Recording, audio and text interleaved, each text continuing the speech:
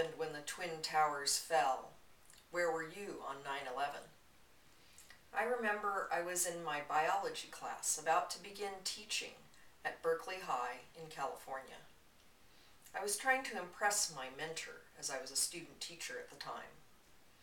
As I started to teach, one of the students came up to me and asked, "Are we having class today?" Knowing students will try to do anything to get out of class, I asked, "What's up?" He said, "Well, I heard something really bad happened and people are watching TV in other classrooms." I said, "Well, if the administration hasn't told us to stop teaching class, then I'm going to teach class until they tell me to stop."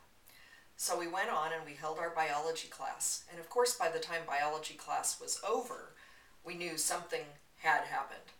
A student ran into my classroom in tears because she had relatives in New York City and she didn't know where they were. One of the things that impressed me the most about this incident was the brave people in emergency services who rushed into the burning buildings to try to rescue the last people they could, and many of them became victims themselves.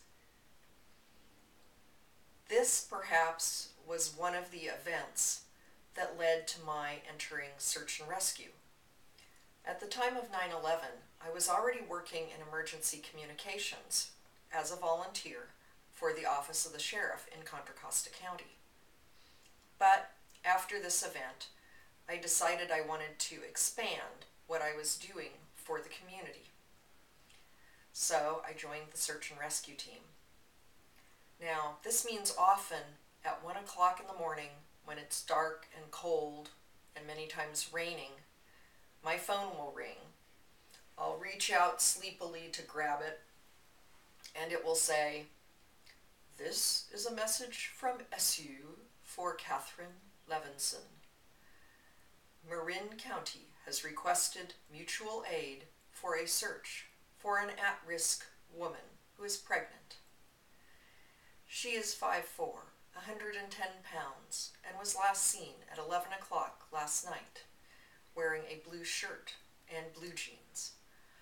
They request 30 ground pounders to report at 0600 hours to the Office of Emergency Services parking lot. Can you respond?" This is the time where I kind of wish I could just curl up into my nice warm blankets and go back to sleep. But then I think, how would I feel if I were a pregnant woman, lost and alone, someplace up in the cold and wet in Marin County?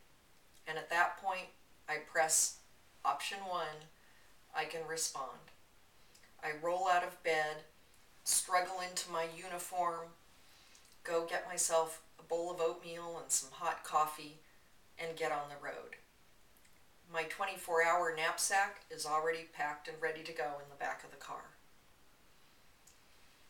Whatever the search is, whether it is indeed a search for a lost child, someone with Alzheimer's, a pregnant woman, a lost hiker, or whether perhaps it is a recovery of 2 teenage boys who drowned trying to raft down a swollen creek in Walnut Creek, I feel like I am doing my best to do a service which will help my fellow people who live in Contra Costa. And I feel like that is the same thing that those firefighters and police were trying to do on the day of 9/11. And this is one of the things that makes me proud to be an American, that so many people in our country are willing to spring to the aid of other people, whether it's the brave people on the flight that was going to crash into the Capitol building who overcame the hijackers even though their plane finally crashed in a field, or whether it is the brave firefighter who goes into the flaming building without much thought for his own safety. So, my fellow Americans, ask not what your country can do for you, but rather what you can do for your country, as President Kennedy asked us many years ago. Thank you.